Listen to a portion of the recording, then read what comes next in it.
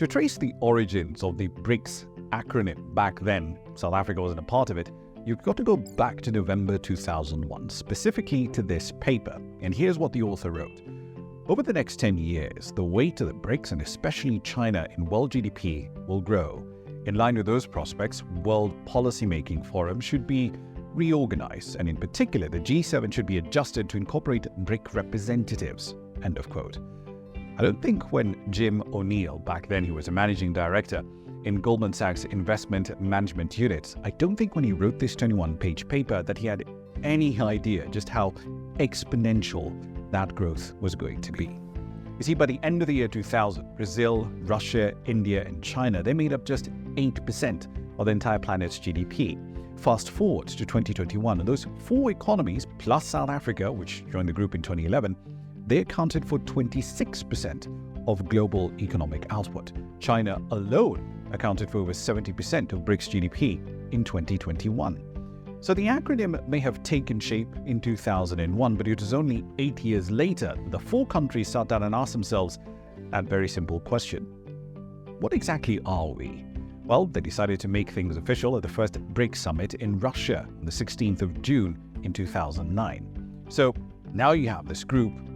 What do you do with it? Remember that 20-page paper? Let's get back to it. At the time, Jim O'Neill argued that the current G7 needs to be upgraded and room made for the BRICS to allow for more effective global policy making. And of the 5 countries that make up that bloc today, only Russia had a seat at the G7 between 1998 and 2014. So that seat at the table, at least for the collective, never really materialized. Not that it stopped the bloc from making its views on specific global issues well known. In 2009, the bloc argued that emerging and developing economies must have greater representation in international financial institutions like the IMF and the World Bank, something that, rather ironically, we're still arguing about in 2023. Now, while there has been very little progress on that front, the bloc did set up the New Development Bank in 2014. By end 2022, that institution had lent over $30 billion to cover the cost of developing just about everything from metro lines in China to water projects in India.